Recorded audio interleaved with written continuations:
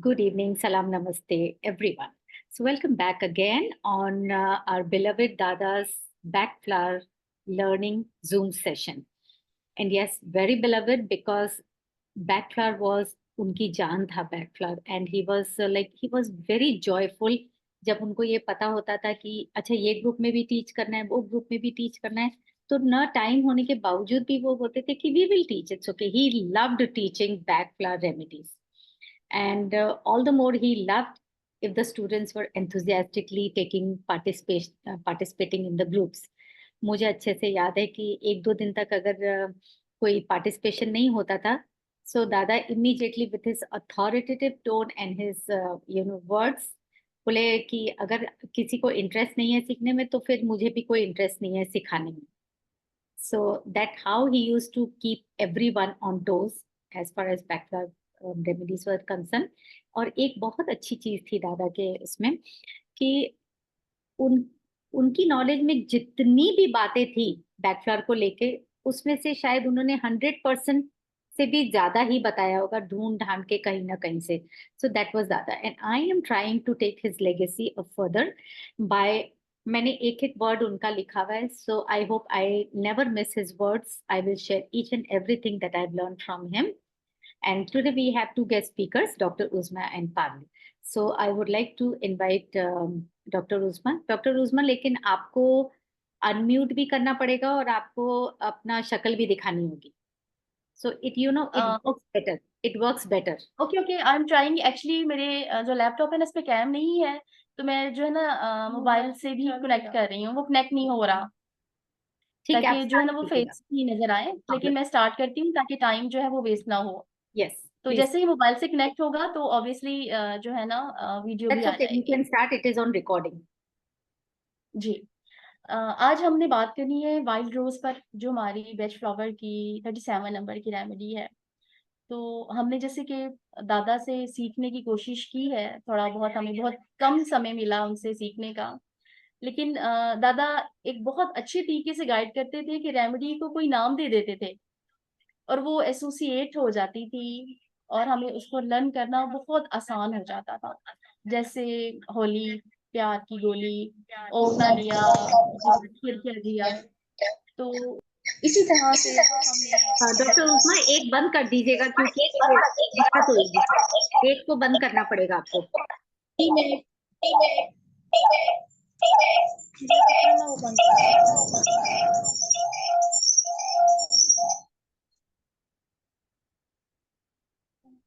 हाँ जी म्यूट हो गई.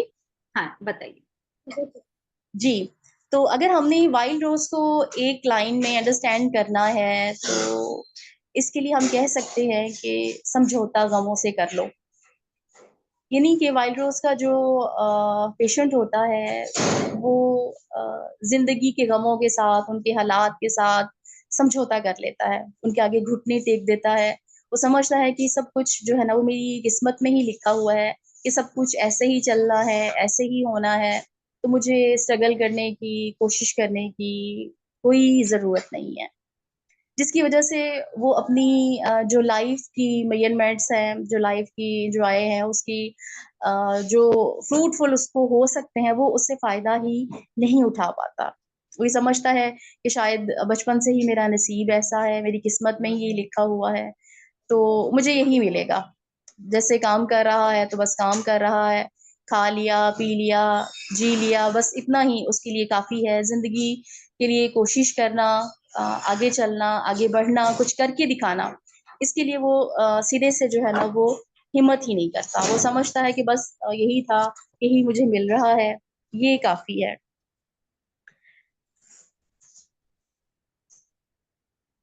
अब अगर हम इसको मज़ीद समझना चाहें तो हम इसको समझ सकते हैं इस मिसाल से भी कि जैसे हम कहते हैं कि कोहलू का बैल.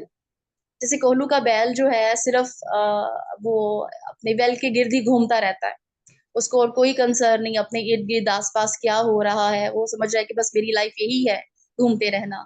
तो ऐसे ही जो वाइल्ड रोज़ का पेशेंट होता है, ये भी अपनी जो एक लगी-बंधी रूटीन है, जो एक लगी-बंधी किस्मत है, उसके गिर्द ही घूमता रहता है. उसी रूटीन के गिर्द चलता रहता है कि समझता है कि बस मेरा इतना ही है, मुझे इतना ही मिलना है, मुझे कोशिश नहीं करनी. वो अपनी जो लक है उसको परमानेंट समझ लेता है, उसके लिए वो विल पावर, कोशिश जो है वो यूज ही नहीं करता। लेकिन जब ऐसा पीटी हमारे पास आता है और हम उसको वाइल्ड रोज देते हैं, तो फिर उसको इस बात की समझ आती है कि ऊपर वाले ने अगर हाथ में लकीरें दी हैं, तो इसके साथ इससे पहले उसने हमें फिंगर्स भी दी हैं, जिससे मेहनत करके हम अपनी किस्मत को बदल सकते हैं और जिंदगी को उससे ज्यादा अचीव कर सकते हैं जिसके साथ हम पैदा हुए हैं। बहुत से लोग जैसे गरीब पैदा होते हैं, तो ये उनकी लक नहीं है, वो कोशिश करके मेहनत करके आगे बढ़कर इसको अचीवमेंट्स को हासिल कर सकते हैं। हमारे पास ऐसी बहुत सी मिसालें भी हैं, जैसे कहते हैं कि रोते हुए आते हैं सब, हंसता हुआ जो जाएगा वही मुकद्दर का सिकंदर कहलाएगा। और मजे की बात है कि आजकल मेरे पास एक ऐसा केस भी चल रहा है जो वाइल्ड रोज है, तो मैं कोशिश करती हूँ, क्योंकि केस के थ्रू जब हम डिस्कस करते हैं तो ज्यादा अच्छे तरीके से अंडरस्टैंड कर पाते हैं। मेरे पास एक पेशेंट है, उनकी वालदा जो है, उन्होंने अपनी बेटी के बारे में बताया था। क्योंकि जाहिर है वो वाइल्ड रोज है, वो तो एक कोल्हू का बैल है, वो तो अपने बारे में कुछ बताएगा नहीं, क्योंकि वो सेटिस्फाई है अपनी लाइफ से कि जो कुछ है यही मेरे लिए काफी है। तो उन्होंने कहा कि जी ये जो मेरी बेटी है, ये किसी से मिलती जुलती ही नहीं है, बात ही नहीं करती, इसको खाना दिया तो खा लिया, पीने को दिया तो पी लिया, कहा कपड़े चेंज कर लो तो कर लिए, कोई इसका शौक नहीं, कोई इसकी हॉबी नहीं। और जब मैंने उन पेशेंट को डील किया, उनको देखा, तो फिर मुझे एक्सपीरियंस हुआ कि जो वाइल्ड रोज का पेशेंट होता है ना, वो स्पॉटलेस होता है, उसके फेस के ऊपर कोई एक्सप्रेशन नहीं होते, वो जिसे कहते हैं ना कि बिल्कुल जज्बात से एक आरी चेहरा होता है, और आंखों में भी कोई जिंदगी की चमक नहीं होती, कोई लाइफ के सपने नहीं होते हैं, कोई डिजायर्स नहीं होती हैं, और उसमें भी एक अजीब सा अजनबियत और एक अजीब सा स्ट्रेंज पाया जाता है। और अगर हम इसकी रूट काज को देखें, तो जहां तक मैं समझ सकी हूँ कि इसकी रूट कार्ड जो है वो कहीं बचपन में बैठी हुई होती है। इसकी बहुत सी रीजंस हो सकती हैं, जैसे वो बच्चे जो अपने घर में दूसरे या तीसरे नंबर पर होते हैं, सेंटर में आ जाते हैं, जिन्हें अक्सर माएँ कहती हैं कि जी बड़े भाई का यूनिफॉर्म छोटा हो गया तो आप पहन लो, ठीक है, ये बड़े भाई के जूते छोटे हो गए, ये आप पहन लो, इन खिलौने से उसने खेल लिया, अब आप खेल लो। तो वो बच्चा जो है वो अपनी डिजायर्स को, अपने जो उसकी विशेस हैं उनको प्रेस करता चला जाता है। तो इसके साथ मुझे ऐसा लगता है कि फिर वो वाइल्ड रोज की तरफ जाना शुरू होता है। तब वो एक क्यूट होता है, उसका इजहार वो गुस्से के तौर पर भी कर सकता है, उन चीजों को तोड़ फोड़ के भी कर सकता है। वो ये भी कहेगा कि मुझे हमेशा भाई की पुरानी चीजें ही क्यों मिलती हैं। लेकिन with the passage of time अगर यही एटीट्यूड रहे, तो वो क्रॉनिक होकर फिर वाइल्ड रोज क्रॉनिक में चला जाता है। ऐसे ही कुछ ऐसे घर होते हैं जिनमें पेरेंट्स स्ट्रिक्ट होते हैं, जो अपने बच्चों पर बहुत सारी पाबंदियां लगाते हैं कि आपने यहाँ नहीं बैठना, ये नहीं जाना, वहां नहीं बैठना, ये हो जाएगा, इस तरह हो जाएगा। तो इस तरह भी जो बच्चे हैं वो एक अंडर प्रेशर में चले जाते हैं, उनको अपनी पर्सनैलिटी इनहेंस करने का मौका ही नहीं मिलता, उनका कॉन्फिडेंस डेवलप ही नहीं हो पाता। तो भी जो है वो रॉयल रोज की पर्सनैलिटी जो है वो बन जाते हैं। और अगर इस तरह के पेशेंट से बात की जाए, तो मैंने ये ऑब्जर्व किया है, मुझे ये एक्सपीरियंस हुआ है कि वो खुद से कोई बात नहीं करते, खुद से कोई डिस्कस नहीं करते। अगर उनसे हम पूछेंगे आपने आपकी हॉबी क्या है, वो कहेंगे कि जी बस इतना ही, खा लिया है, क्या पसंद है, कुछ खास नहीं पसंद, मौसम भी कुछ ऐसा नहीं पसंद। तो इस तरह के पेशेंट को जब हम वाइल्ड रोज देते हैं, तो वो उसको जीना सिखा देती है, उसको बताती है कि जिंदगी में एम्बिशंस भी बहुत ज्यादा मायने रखते हैं, हम इनको अचीव भी कर सकते हैं। तो मेरी साइड से इतना ही। Okay, thank you so much.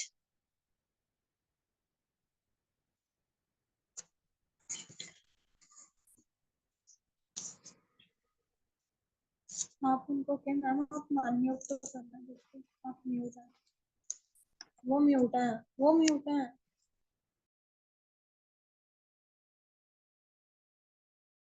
खुद को आवाज नहीं आ रही। रितु जी आपकी आवाज नहीं आ रही। हाँ, अब आ रही है उज़मा। जी जी बिल्कुल। बहुत खूब बोला तुमने, बहुत खूब। एक चीज नोट करने की ये है कि अगर डोमिनेटिंग पेरेंट्स होते हैं, तो उसमें बच्चा सबमिसिव होने के बजाय more is a confused personality, right? Submissive हो जी गई, फाइनली सबमिसिव हो गई, बट वो कंफ्यूजन से आता है. It comes from the primary stage to the chronic stage. So it is like that. पर जो एग्जाम्पल बताया ना, बहुत मजा आया. Thank you so much Uzma. We would be okay, looking thank you so much. forward for the next weekend also, right? जी Great.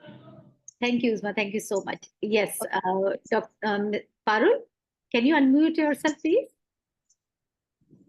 Yes, ma'am. Just a second. Just a second. एक seat ले लीजिएगा so that nobody is disturbed also. सभी को नमस्कार। Ma'am ने बहुत ही अच्छा बताया। मुझे लगता है मेरे को भी खुद बहुत सारे पॉइंट्स मिले, मैम से बहुत कुछ सीखने को मिला। सारी चीजें मैम ने ऑलमोस्ट क्लियर कर ली हैं, तो यहाँ पे सब चीजें ऑलमोस्ट ही कवर्ड हैं। फिर भी मैं जो एक दो चीजें आपको इसमें और वो करना चाहूंगी, जिनको अगर कहीं कुछ कंफ्यूजन हो। जैसे हम एक ऑफिस में काम करते हैं, तो जिस दिन हम रिटायर हो जाते हैं, उसके बाद अब उस ऑफिस में कोई आए जाए, काम हो ना हो, हमें कोई फर्क नहीं पड़ता। तो ये वो कंडीशन हो जाती है कि जैसे इन लोगों को उसके बाद लाइफ की, उस लाइफ में कोई आ रहा है, जा रहा है, कुछ हो रहा है, अच्छा हो रहा है, बुरा हो रहा है, ये स्टॉप कर देते हैं वहां पे कि अब हमें फर्क नहीं पड़ता। अगर आप इनकी बात करेंगे तो इनका ऐसा लगता है जैसे इनका दिल खाली हो गया अंदर से बिल्कुल। अब वो कहते हैं कि हमने इतना कुछ देख लिया कि अब लाइफ में ना कुछ भी हो जाए, अब मुझे फर्क नहीं पड़ता। तो कहीं ना कहीं ये अंदर से बहुत निराश हो चुके होते हैं, और अपने आप को इतना समझा चुके होते हैं ना कि अब कुछ है नहीं, तो अब क्या हो सकता है, अच्छा भी हो जाए, बुरा भी हो जाए, अब यही मेरी लाइफ, यही एडजस्टमेंट है, यही है जो है। तो उसमें ही वो रहते हैं। अब उसमें उसको चेंज करने के लिए उनके कोई एफर्ट नहीं करना चाहते वो, कि अब मैं कोई एफर्ट करूं और ये चीजें चेंज हो जाए। तो जो है वो सही है। आजकल जैसे बहुत सारे बच्चे हैं सारा दिन मोबाइल में हैं। मोबाइल बच्चों की बहुत बड़ी वो बन गई है कि सारा दिन वो मोबाइल में है। अब वो उनको लगता है हम पास तो हो रहे हैं ना, पढ़ाई कर रहे हैं, फर्स्ट आना, उसके लिए कोई जील नहीं है, अपने आप को कुछ प्रूव करके दिखाना है, वो भी नहीं है उनके अंदर। मतलब उस सिचुएशन में हैप्पी तो नहीं कहेंगे, लेकिन उसको उस सिचुएशन से फर्क नहीं पड़ रहा कि मेरे नंबर कम आ रहे हैं, ज्यादा आ रहे हैं। वो उसी सिचुएशन में है। जो एक कंटेंटमेंट इसको नहीं कहेंगे, लेकिन स्टिल कंटेंटमेंट जैसी ही फीलिंग होती है कि इसमें जो है उनको बेसिकली इस चीज से फर्क नहीं पड़ रहा होता कि मेरे लाइफ में इससे कोई चेंज आ जाए। Oh, that's it. Thank you. Thank you, Parul. Thank you so much. That was great, Dr. Uzma and Parul.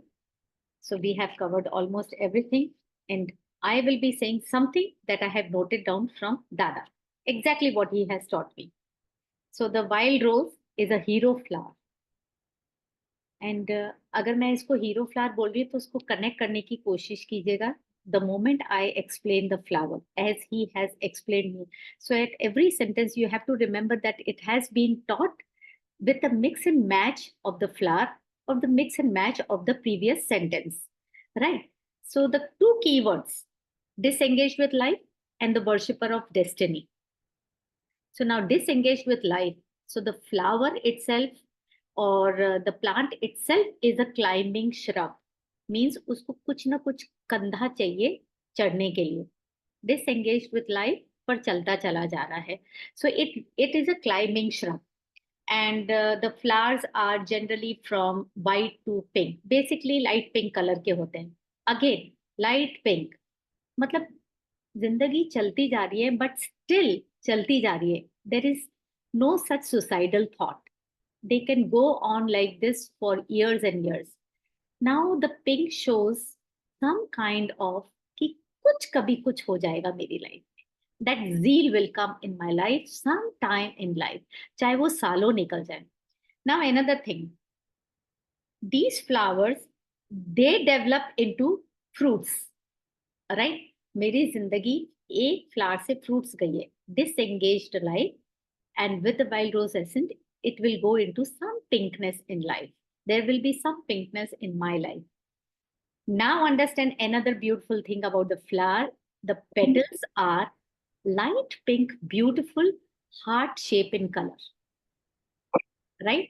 So kindly mute yourself. Everybody should mute themselves. Right. So the flowers are beautiful, जैसे बोलते हैं ना, symbol of immortal love. So they are of heart shape and they are overlapping. So they are pink in flower. ये दादा एक बार लेकर आए थे फ्लावर, और जब हम लोगों का क्लासेस चलती थी रात को, तो ये फ्लावर उन्होंने दिखाया था.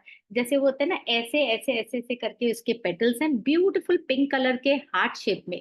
It is a symbol of something like immortal love.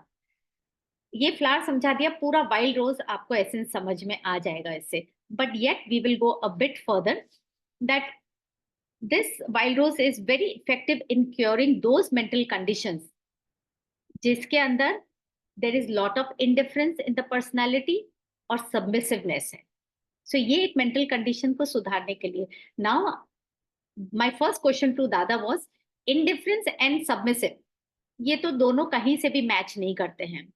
तो बोलते थे धीरज धरो, करेंगे, अभी समझाता हूँ कैसे करते हैं. So I will again exactly these questions should arise in your mind also, and this is how he explain me that they are drifters in life.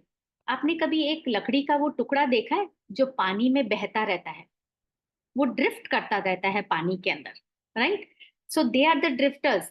वो कैसा होता है, वेव जहां ले जाएगी वो लॉग वहां चला जाएगा. लकड़ी का टुकड़ा जिसे लॉग कहते हैं वो वहां तैरता चला जाएगा. वो तैरता चला जाएगा, तैरता चला जाएगा, जहां वेव ले जाएगी वहां चलेगा. वो अपनी मर्जी से कुछ नहीं करेगा. तो same way these wild rose negative personalities, they are drifters in life who are very content with the current situation की जैसे जिंदगी ले जा रही है उसी तरफ मोड़ लो अपना law. For several years they can do this. उनको कोई फर्क नहीं पड़ता. For several years they can do this. They will be like एक बोलते ना, एक चलती फिरती लाश की तरह. No enthusiasm in life, nothing is there in my life. They are very content as long as उनकी हैप्पीनेस पे कुछ नहीं हो रहा है. उनकी जिंदगी इस लॉक की तरह ड्रिफ्ट करती रहेगी जैसे लॉक पानी के अंदर ड्रिफ्ट करता रहता है. Now they feel that life is looking at the other side. पटरी के उस तरफ लाइफ दिख रही है. सबके लिए लाइफ है, एक मेरे लिए ही लाइफ नहीं है. अब उसको उन्होंने अपनी डेस्टिनी मान लिया है कि मैं कितनी भी कोशिश कर लूं कुछ नहीं होगा. जो कि कोशिश की नहीं की, दैट्स अ डिफरेंट थिंग. लेकिन वो लाइफ उधर जीती हुई दिख रही है, मेरे लिए कोई लाइफ नहीं है. So he has taken it कि ठीक है. और उस चलते हुए में they will never find any new prospect to do for the life कि भाई मैं जिंदगी में कुछ करूं, ऐसा कुछ भी नहीं है. और समटाइम्स दे ऑल्सो फील कि बाकी के लोग इतनी इंपॉर्टेंस क्यों दे रहे हैं लाइफ को, ऐसा क्या है जिंदगी के अंदर, क्योंकि मेरी लाइफ में तो कुछ भी नहीं है. जो चल रही है चलती चली जा रही है. सो दे ऑल्सो फाइंड कि ठीक है, पता नहीं इतना क्या लोगों को मजा आ रहा है लाइफ के अंदर जीने में. Again there is no suicidal thought mind it, they will just carry on with their life. Now in order to guard themselves, कि ये उनको पता है डिसकंटेंटमेंट है अंदर ही अंदर, तो मन में पता है कि मैंने जिंदगी में कुछ नहीं किया है. So there is a discontentment in their life और एक तरह का डेजोलेशन है. ठीक है. अब उसको कवर अप करने के लिए क्या होता है, so they give up, they resign and they submit to life.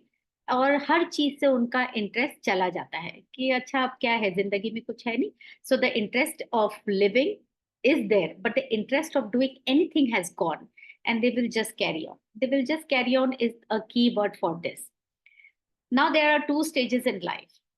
How we reach to the chronic stage doesn't matter. It reaches, we have to check that out. But वो primary stage क्या है जिसकी वजह से ये chronic stage में पहुंचा है, जो हमें कभी समझ में ही नहीं आई, जो मेरे आसपास के लोगों को भी कभी समझ में नहीं आई. सो इसमें प्राइमरी स्टेज में क्या होता है, when ever they feel disengage with life. So initial stages में चाहे वो बच्चा हो या चाहे वो बड़ा भी हो, वल्नरेबिलिटी होती है कि ये मेरे साथ क्यों हो रहा है, and there is a hopelessness.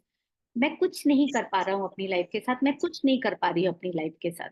So you understand कि वल्नरेबिलिटी तो होती है शुरुआत में, और साथ साथ में कि ये भी है कि भाई क्या हो रहा है मेरी लाइफ के साथ, it is my life is entirely hopeless. तो उस चक्कर में उनको थोड़ा गुस्सा भी आएगा. They will get angry on people, on things, they will become very aggressive. But जब ये चलता ही चला जाता है, चलता ही चला जाता है, इंसान थक जाता है, और थक के they resign, they submit it themselves to the life कि ठीक है मेरी डेस्टिनी में यही लिखा है, मैंने तो लाख कोशिश कर ली, कुछ नहीं हो सकता, this is hopeless case, I am a hopeless case. So they resign. That is a chronic stage. When they resign, they submit to the situation, and then they always complain that due to lack of motivation, either from my parents or from the surrounding, or lack of motivation from my own self, मैं ऐसा हो गया हूँ, मैं ऐसी हो गया हूँ. Now, waywardly बोलना बहुत आसान है, but let's understand this from one very simple example. Let's go to a person's babyhood, एक इन्फेंट स्टेज से. जब एक छोटा सा बच्चा, इन्फेंट बच्चा जो चलना भी नहीं जानता है, जब वो रोता है, स्पेशली आजकल एक वो नया फंडा निकल गया है कि बच्चे अपने आप सोएंगे. Let them start sleeping on their own, it's okay. But एक वार्मथ चाहिए होती है पेरेंट्स की. उसे नहीं पता ये मेरे माँ बाप है, बट एक वार्मथ चाहिए होती है. जब बच्चा रोना चालू करता है, रो रहा है, nobody is there to attend, whatever the situation में बी. पेरेंट्स को टाइम नहीं है, या parents think they will sleep on their own, whatever. पर जब बच्चा कंटिन्यूसली रो रहा होता है, थक के वो सो जाता है, राइट? एक दिन, 2 दिन, 3 दिन. Now the child understands and accepts and acknowledges that यही मेरी जिंदगी है, this is my space, I'm not needed by anyone. जो भी है आसपास, उसे पता है ये ह्यूमन बीइंग्स है मेरे आसपास, माँ है, बाप है, those relation he doesn't know, they don't know. So they accept their destiny, and from there एक इमोशनल अटैचमेंट जो होता है ना, उनके अंदर कमी होता है, क्योंकि कभी उनको किसी ने गोद में नहीं लिया चुप कराने के लिए. वो थक हार के खुद ही बच्चा अपने आप सोया. So that development of emotional attachment is quite less. और बचपन से वो जो विगर है, जिंदगी जीने की चाह है बच्चे के अंदर, या कुछ भी नया करता है, तो उसको ये मालूम है कि भाई इस मेरी ये चीज देखने के लिए कोई भी नहीं है, क्योंकि वो हैबिट बन चुकी है उसकी. धीरे धीरे that habit is forming, right? तो वो बच्चा कोई भी एक्साइटिंग चीज करता है, तो it's nobody is there. He has made up his mind that nobody is there to understand me, nobody is there to look at what I have done. तो धीरे धीरे वो जिंदगी से बिगड़ चला जाता है. That concern is gone.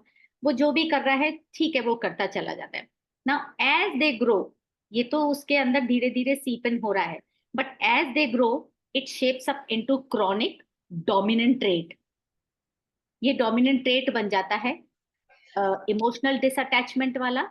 और ये कि it's okay, whatever is happening in my life is happening, उससे कोई फर्क नहीं पड़ता, दूसरों को भी कोई फर्क नहीं पड़ता. ये डोमिनेंट ट्रेट जब बन जाता है, it gradually takes a form of despondency, और ये डिप्रेशन में चला जाता है, क्योंकि आसपास की दुनिया में तो उसको सब दिख रहा है कि सब अच्छा ही हो रहा है. उसकी मम्मी ने उसको प्यार किया है, फादर ने अटेंशन दिया है, मेरे पास ही ये सब कुछ नहीं है. तो डिस्पोंडेंसी से वो बच्चा डिप्रेशन में चला जाता है. इन adulthood we see them. Kindly mute yourself, please. Kindly mute yourself. So in chronic stage या adulthood में schizophrenic cases दिखते हैं आपको, psychotic development problems दिखती है आपको, low attachment वाले केसेस दिखते हैं आपको. लो अटैचमेंट केसेस जब बच्चा फिर वो एडल्टहुड में जब वो पहुंच जाता है, और उसके जब बच्चे होते हैं वो गले लगने आते हैं, तो बोलते ये सब क्या है, दूर से बात कर सकते हो, because he has grown that way, she has grown that way, they are behaving in the same way. So this is low emotional attachment भी होता है, जिसकी वजह से they do not want others to be close to them because they have grown up like this, right? So ये बचपन से आता है, ये कभी कभी infant stage से भी आता है. So these are examples, but Dada and team had a very good example. Side by side 2 cases थे. एक मिसकैरेज का केस था, काफी एज में आने के बाद ट्वाइस मिसकैरेज हो चुका था, और साथ साथ में एक डिवोर्स का केस भी था. And we found wild rose personality, क्योंकि वो लेडी की जीने की चाह खत्म हो गई थी. बोल रही थी बस, दादा पूछते थे कैसी हो, जब भी आती है कैसी हो, बस दादा कट रही है. उन्होंने वो वर्ड पकड़ लिया था कि कट रही है. So the whole enthusiasm was lost. जीने की सारी चाहत उसकी खत्म हो गई थी. उसके हस्बैंड की ये कंप्लेन थी कि कहीं जाने का नाम लो, मेरी इच्छा नहीं है, क्या करना. तो उसके हस्बैंड को बहुत पसंद था बाहर जाना, इनफैक्ट उसको भी बहुत पसंद था, बट विद टाइम, क्योंकि उसका दिमाग सारा का सारा एक ही जगह हो गया था. And when your mind is so focused on one thing that you want, कभी कभी क्या होता है कि माइंड भी टायर्ड हो जाता है, सैचुरेट होके ब्लॉक हो जाता है mind. So you do not have that kind of a potential or to create new ideas in your mind, to create new prospects for life. वो माइंड वहां पे कई बार ब्लॉक हो जाता है, तो वो जीने की चाह खत्म हो जाती है, माइंड ब्लॉक हो गया। और जिसका डिवोर्स हुआ था उसके साथ भी यही हाल था। We had wonderful results with just wild rose and of course couple of remedies. But जहां तक मुझे ध्यान है हमने 2 या 3 ही रेमेडी दी थी for at least 2 to 3 months. So it is a very good remedy for women at 40 plus. My favorite, one of the favorites remedy. Of course, every remedy is very favorite to me. पर let's go back to emotional attachment. अगर किसी बंदे का या किसी लड़की का emotional situation is good at home, right, it's a steady life, emotionally the steady life, but what happens, there is a concealed potential creativity hidden. क्योंकि कभी एंथुजियाज्म तो था ही नहीं लाइफ के अंदर कि मैं कुछ क्रिएटिविटी करूं, जैसे चल रही है चल रही है। तो पर अगर इमोशनली स्टेडी लाइफ भी है तो भी there is a concealed creativity. तो इस कंसील्ड क्रिएटिविटी को जो हिडन है सालों से, from years, wild rose is one of the best remedy to activate those kind of potential in your life. तो कभी आपको लगता है ना you are stuck in something, so please understand, give rest to your mind. हमेशा सब कुछ करने की जरूरत नहीं है, हमेशा भागा दौड़ी की जरूरत नहीं है। Give rest to your mind, take wild rose essence, and then you see that how it activates your hidden potential or your tiredness also, right? So I discussed these 2 cases with you, and there was one beautiful thing, ये दादा ने ही निकाला था शायद, if I'm not wrong, cut रही है वाला भी दादा ने बताया था। And yes, with this, yes, it helps to handle the crisis, ये दादा ने ही बताया, बोले कि because at one point in my life I had too much to do. So मैं थोड़ा सा जल्दी से परेशान भी हो जाती थी और हाइपर भी हो जाती थी। तो दादा मुझे अक्सर बोलते थे वाइल्ड रोज एसेंस ले लो, ये जो क्राइसिस आया है तुम्हारी लाइफ में, you will be able to overcome this with very quite and non reactionary mind. So हम कभी कभी डील करते हैं क्राइसिस से, लेकिन we become too much reactive, we become too much like, बोलते हैं ना कि अनक्वाइट माइंड, कि ये भी करना है ये भी करना है, और फिर हम चिल्लाने लग जाते हैं दूसरों पे, because we are not able to take the situation very quietly. So Wild Rose, it helps you to handle those kind of crises with a very quiet and non-reactionary mind. So this is the beauty of Wild Rose. And another thing, I think these few things I will have to just read so that it is easy for me also, and I don't want to miss anything. So Wild Rose Essence, it addresses depression that descends for no known reason. Please mind it again, there is no known reason for your depression. Wild Rose will come in very handy.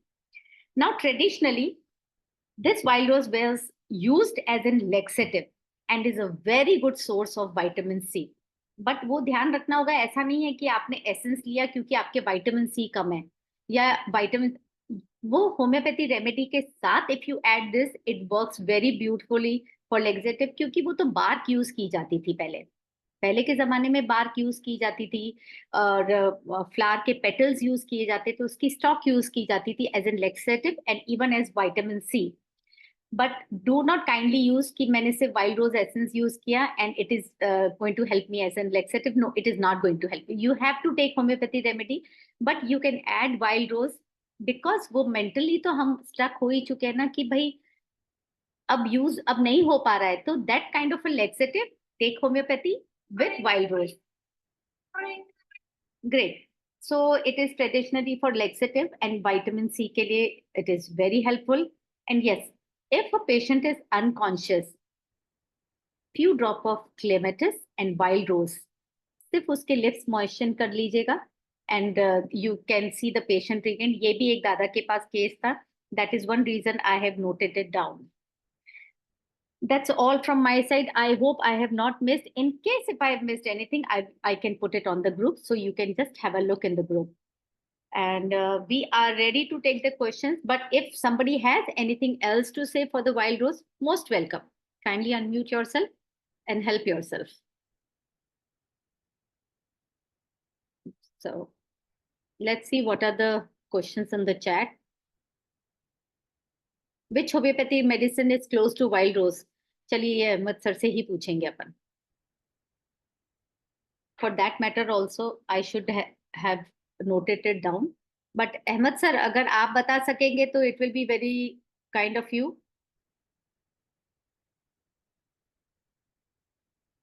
So do we have any questions, or we really do not have any questions? I would like some enthusiastic members who are, if they want to say anything on Wild Rose, great. Or else, if there is no question, Ahmed Ma'am, sir, I have a question. yes, May I? yeah, sure, Ma'am, Priya. I took Wild Rose a day before yesterday only. For Single remedy. for what? So I'm a creative person. I have already written some yoga book, but somehow I was not taking initiative to publish it, and it has been quite long time. I'm not taking initiative. So I thought, let me take it. Okay. But what I found, I slept and slept and slept after taking the Wild Rose. I don't know. Even in the daytime, I slept almost at a stretch of 3-4 hours. So is it a sleep remedy also? No, it's not a sleep remedy. ऐसा कोई भी physical चीज नहीं होगा जो आपकी effect होएगी या उससे अच्छी होएगी. These all work on our mental abilities, mental feelings and emotions. Now आप पूरा दिन क्यों सोए? ये जो सारा टाइम आपका माइंड चल रहा था ना, जो भी चल रहा था, I don't know, but you, as you said, my last sentence was this only, कि जब हमारा सारा टाइम माइंड चलता रहता है ना, it relaxes your mind, right? Yes, I hope so. If you Yes. are mentally relaxed, तो mentally relaxed इंसान को क्या होता है? नींद ही आती है.